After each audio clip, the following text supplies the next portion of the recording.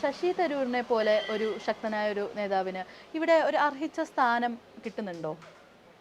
അല്ല, അതൊരു പാർട്ടിയുടെ ഒരു ബൈൻഡിങ് ആണല്ലോ. നമ്മൾ പിന്നെ കേന്ദ്രത്തിൽ എത്രയോ നാളുകളായി ഭരണത്തിലില്ലാത്തൊരു പാർട്ടിയാണ്. അപ്പം സ്വാഭാവികമായിട്ടും അദ്ദേഹത്തിന് ഇപ്പം നമുക്ക് കൊടുക്കാൻ കഴിയുന്ന, കോൺഗ്രസിന് കൊടുക്കാൻ കഴിയുന്ന ഏറ്റവും ഉന്നതമായിട്ടുള്ള എല്ലാ, കോൺഗ്രസിനെ സംബന്ധിച്ച് പാർട്ടി പൊസിഷൻസ് ഏറ്റവും ഉന്നതമായിട്ടുള്ള പാർട്ടി പൊസിഷൻസ് കൊടുത്തിട്ടുള്ള ഒരാൾ കൂടിയാണ് അദ്ദേഹം. അദ്ദേഹത്തെക്കാൾ എത്രയോ കാലം സീനിയറായി പാർട്ടിയിൽ പ്രവർത്തിച്ച ആളുകൾ അദ്ദേഹത്തെക്കാൾ പാർട്ടി പൊസിഷനിൽ താഴെ നിൽക്കുന്ന ഒരുപാട് ആളുകളുണ്ട്. അവരൊന്നും അത്തരത്തിൽ പരാതി പറയുകയോ മുന്നോട്ട് പോവുകയോ ഒന്നും ചെയ്യുന്നില്ല. അപ്പോൾ അദ്ദേഹത്തെ സംബന്ധിച്ച് ഒരു ഭരണം ഇല്ലാത്ത സാഹചര്യം, ഭരണമുള്ള സാഹചര്യത്തിൽ അതിനൊക്കെ അനുസരിച്ച് പരിഗണിക്കപ്പെട്ടിരുന്നു. ഭരണമില്ലാത്ത സാഹചര്യത്തിൽ ഒരു രാഷ്ട്രീയ പാർട്ടിക്ക് എങ്ങനെയാണ് അദ്ദേഹത്തെ പോലെയുള്ള ഒരു നേതാവിനെ പരിഗണിക്കാൻ കഴിയുക? തീർച്ചയായും അദ്ദേഹത്തെ അത്തരത്തിൽ പരിഗണിച്ചിട്ടുണ്ട്.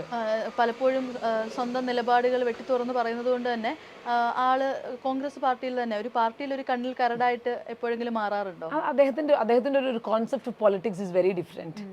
അവിടെയാണ് അതിൻ്റെ ഒരു പ്രശ്നം. അത് പലപ്പോഴും അതിൻ്റെ ഒരു കൊളീഷൻ വരികയാണ്. ഇപ്പോൾ നമ്മുടെ നാട്ടിൽ ചിലപ്പോൾ നമുക്ക് CPM-കാരോട് മിണ്ടാത്ത നേതാക്കന്മാരോട് വലിയ ആരാധനയുള്ള ഒരു നാടൊക്കെയാണ് അല്ലേ?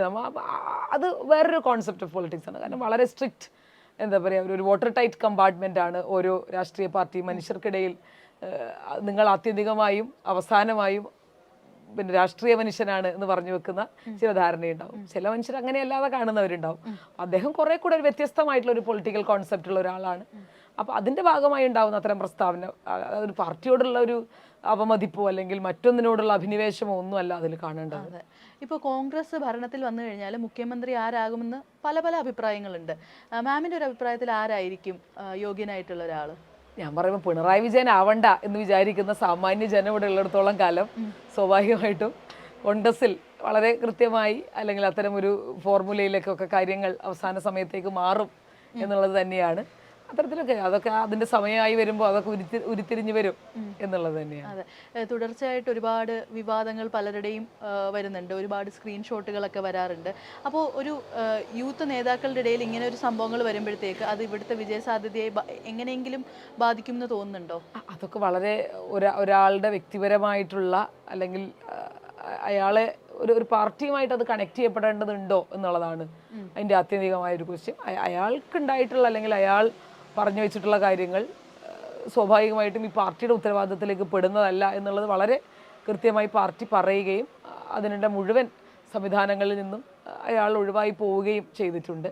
അപ്പം അതൊക്കെ വളരെ പേഴ്സണലായി ഒരാൾക്ക് ചെയ്യാൻ, അല്ലെങ്കിൽ ഈ പറഞ്ഞ പോലെ ഇതിൻ്റെയൊക്കെ ഒരു ഒഫൻസിൻ്റെയോ അല്ലെങ്കിൽ ഗ്രീവൻസിൻ്റെയോ ഒരു ക്രിമിനാലിറ്റിയുടെ ഒന്നും പിന്നെ ഒരു അളവെടുക്കാൻ ഇവിടുത്തെ കോടതിയോ നിയമമോ സംവിധാനങ്ങളോ ഉപയോഗിക്കപ്പെടുന്നില്ല. ഇതൊക്കെ ഇങ്ങനെ നരേറ്റീവ്സ് ഉണ്ടാക്കുക എന്നുള്ളതിനപ്പുറത്തേക്ക് ഇതിനൊന്നും ഒരു ഗ്രാവിറ്റി ഉള്ള അല്ലെങ്കിൽ ഒരു ഗ്രിപ്പുള്ള ഒരു ആർഗ്യുമെൻറ്റിലേക്ക് ഈ സാധനം ഇതുവരെ വന്നിട്ടില്ല.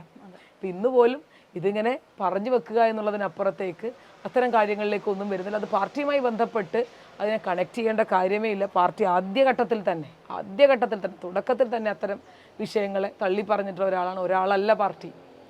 ഒരാൾ നഷ്ടപ്പെട്ടു പോയാലും അല്ലെങ്കിൽ ഒരാളില്ലാതായി പോകുമ്പോഴും പാർട്ടി നിലനിൽക്കുമെന്നും ഇതിൽ ഒരുപാട് മനുഷ്യർ നിരന്തരം പോസ്റ്റർ ഒട്ടിക്കാനും കൊടി പിടിക്കാനും മുദ്രാവാക്യം വിളിക്കാനും ഒക്കെ ഇതിൽ ധാരാളം മനുഷ്യരുണ്ട്. അപ്പോൾ അത് വ്യക്തികൾക്കപ്പുറത്തേക്ക് പാർട്ടി എന്ന് പറയുന്നത് ഒരു ഹോൾ കോൺസെപ്റ്റായിട്ട്, നമ്മളൊരു ഓർഗാനിക് കോൺസെപ്റ്റായിട്ട് കൊണ്ടുപോകേണ്ട ഒന്ന് തന്നെയാണ്. ഓക്കെ, അപ്പോൾ രാഷ്ട്രീയം എല്ലാം നമ്മൾ കുറേ സംസാരിച്ചു.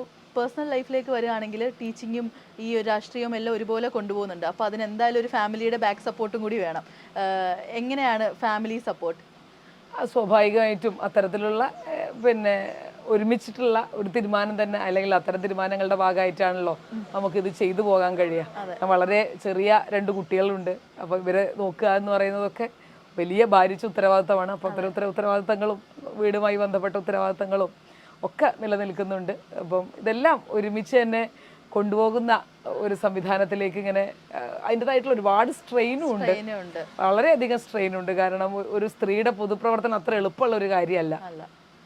ഞാൻ എപ്പോഴും വേദികളിൽ ചെല്ലുമ്പോൾ പറയും, പുരുഷന്മാർ രാവിലെ ചായയും കുടിച്ച് യോഗയും ചെയ്ത് പത്രം വായിച്ച് നിങ്ങൾ 10 മണിക്ക് ഒരു സ്റ്റേജിൽ എത്തുന്നത് പോലെ ഒരു സ്ത്രീക്ക് എത്താൻ കഴിയില്ല. ആ സ്ത്രീ അന്ന് 10 മണിക്ക് എത്തണമെങ്കിൽ രാവിലെ സ്വല്പം നേരത്തെ എഴുന്നേൽക്കുകയും കുഞ്ഞുങ്ങളെ നോക്കുകയും ഭക്ഷണം ഉണ്ടാക്കുകയും വീട് വൃത്തിയാക്കുകയും ഒരുപക്ഷെ പത്രം വായിക്കാനോ യോഗ ചെയ്യാനോ ചായ കുടിക്കാനോ അന്നത്തെ വിശേഷങ്ങൾ അറിയാനോ ഒന്നും നേരമില്ലാതെ ഒരു സ്റ്റേജിലേക്ക് കിതച്ചെത്തുന്ന ഒരു സ്ത്രീക്ക് ഒരു സീറ്റ് കൊടുക്കുക എന്നുള്ളതൊരു സ്വാഭാവിക ധാർമ്മികതയാണ്. അത് നിർബന്ധമായും ഏത് രാഷ്ട്രീയ പാർട്ടിയാണെങ്കിലും അപ്പം അത്തരത്തിലൊക്കെ സീറ്റ് കൊടുക്കുക എന്ന് പറഞ്ഞു കഴിഞ്ഞാൽ അവിടെ ഇരിക്കാനും പരിഗണിക്കാനും അഭിമാനത്തോടു കൂടെ തന്നെ അവൾക്ക് അവിടെ തലയുയർത്തി പിടിച്ച് നിൽക്കാനുള്ള സംവിധാനം ഏത് രാഷ്ട്രീയ പാർട്ടിയിലാണ് ഉണ്ടാവണം, ഏത് പൊതുപ്രവർത്തന രംഗത്താണെങ്കിലും ഉണ്ടാകണം എന്നുള്ളത് നിർബന്ധമുള്ളൊരു കാര്യമാണ്. അതൊരു മാനുഷികതയുടെ പ്രശ്നം കൂടിയാണ്. അതെ, അതുപോലെ ഈ പൊളിറ്റിക്സിലൊക്കെ ഇത്രയും ഇറങ്ങി പ്രവർത്തിക്കുന്ന ഒരു ടീച്ചർ തങ്ങൾ കൊണ്ടെന്ന് അറിയുമ്പോഴത്തേക്ക് സ്റ്റുഡൻസിന്റെ അവിടെ എങ്ങനെയാണ്, സ്റ്റാർ ആണോ? അത് സ്വാഭാവികമായിട്ട് അവര് ഈ ഇൻസ്റ്റഗ്രാം കുട്ടികളാണല്ലോ, അപ്പൊ സ്വാഭാവികമായിട്ട് ഇൻസ്റ്റഗ്രാമിലൊക്കെ നോക്കും, അപ്പൊ ഈ പ്രൊഫൈലൊക്കെ നോക്കും, ഫോളോവേഴ്സിനെയൊക്കെ നോക്കും, അവർ നമ്മളിടുന്ന വീഡിയോ ഒക്കെ വരുമ്പോൾ നോക്കും. അപ്പൊ ഇതൊക്കെ നോക്കിയിട്ട് പറയും അപ്പൊ അവർക്ക് സ്വാഭാവികമായിട്ടും അത്തരത്തിലുള്ള വിലയിരുത്തലുകളൊക്കെ ഉണ്ട്. ഞാൻ പിന്നെ അങ്ങനെ വളരെ കണിശക്കാരിയായിട്ടുള്ള ഒരു ടീച്ചർ അല്ലാത്തത് കൊണ്ട് അവരതൊക്കെ പറയും എൻ്റെ അടുത്ത്. അതെ, ഇപ്പോൾ LDF നോക്കുകയാണെങ്കിലും UDF നോക്കുകയാണെങ്കിലും പലരുടെയും പേര് പറയുമെങ്കിലും സ്ത്രീകളുടെ പേര് മുഖ്യമന്ത്രി ആയിട്ട് പറയുന്നത് കേട്ടിട്ടില്ല. അതെന്തുകൊണ്ടായിരിക്കും? ഞാൻ പറഞ്ഞത് മുഖ്യമന്ത്രി എന്നുള്ളതല്ല, കീ പൊസിഷൻസിലേക്ക് വരുമ്പോൾ പലപ്പോഴും അതാണ് ഞാൻ ആദ്യം യൂത്ത് കോൺഗ്രസിന്റെ പ്രസിഡന്റിന്റെ കാര്യം പറഞ്ഞപ്പോൾ, അതായത് ഒരാൾക്ക് കിട്ടണം അല്ലെങ്കിൽ ഇന്നയാൾക്ക് കിട്ടണം എന്നുള്ളതൊന്നുമല്ല, കുറെ കൂടെ കീ പൊസിഷൻസിലേക്ക് ഡിസിഷൻ മേക്കേഴ്സ് ആയിട്ട് സ്ത്രീകൾ വരിക എന്നുള്ളത് പ്രധാനപ്പെട്ട ഒരു കാര്യമാണ്. അതിപ്പോൾ പാർലമെന്റിൽ ഉൾപ്പെടെ നിയമസഭയിൽ ഉൾപ്പെടെ സ്ത്രീകൾ വരണം. ഞാൻ പറയണത് പഞ്ചായത്തിലേക്ക് വരുന്നതിന് ആർക്കും എതിർപ്പില്ല. എന്താണ് പഞ്ചായത്തിൽ സ്വാഭാവികമായിട്ട് നടക്കുക എന്നൊക്കെ എല്ലാവർക്കും അറിയാം. അപ്പോൾ ആ പഞ്ചായത്തിലേക്ക് സ്ത്രീകൾ വരുന്നതിന് എല്ലാവരും വലിയ പ്രോത്സാഹനമാണ്. ഇപ്പോൾ the higher you go the fewer you see എന്നാണ് സ്ത്രീകളെ പറ്റി പറയാം.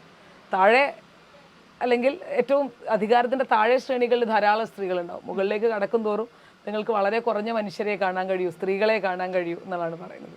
അതുപോലെ അത് മാറ്റം വരേണ്ടതുണ്ട്. ആ കാര്യത്തിൽ എന്ത് രാഷ്ട്രീയ പാർട്ടിയുടെ ഏത് പൊളിറ്റിക്സിൻ്റെ അപ്പുറത്തേക്കും അതൊരു സാമൂഹ്യ നീതിയാണ്, സ്വാഭാവിക നീതിയാണ്.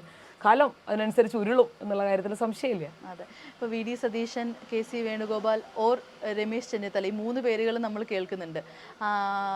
ഇത് നോക്കുകയാണെങ്കിൽ സാധ്യത കൂടുതൽ ഏത് വശത്തോട്ടായിരിക്കും?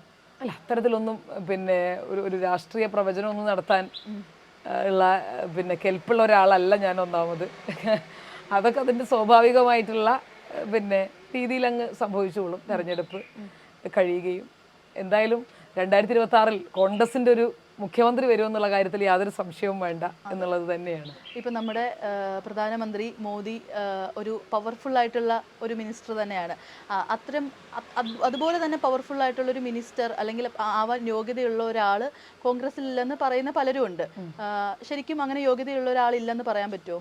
അല്ല, അതിൽ എന്താണ് പവർ എന്നുള്ളത് എനിക്ക് മനസ്സിലാവുന്നില്ല. അധികാരം നിങ്ങൾ ഉപയോഗിക്കേണ്ടതിന് ഇപ്പം മോദിയുടെ ചരിത്രം എനിക്ക് തോന്നുന്നത് ഇന്ത്യയിൽ മോഡി സർക്കാരൊക്കെ വീണ്ടും വരുമ്പോൾ അന്ന് ഹിന്ദുവിലൊരു ആർട്ടിക്കിൾ വന്നു, ദ ഐഡിയ ഓഫ് ഫോർഗെറ്റിംഗ് എന്ന് പറഞ്ഞിട്ട്. ഈ രാജ്യത്തിൻ്റെ ചരിത്രത്തിൽ വലിയ മറവി ഉണ്ടായിരിക്കുന്നു.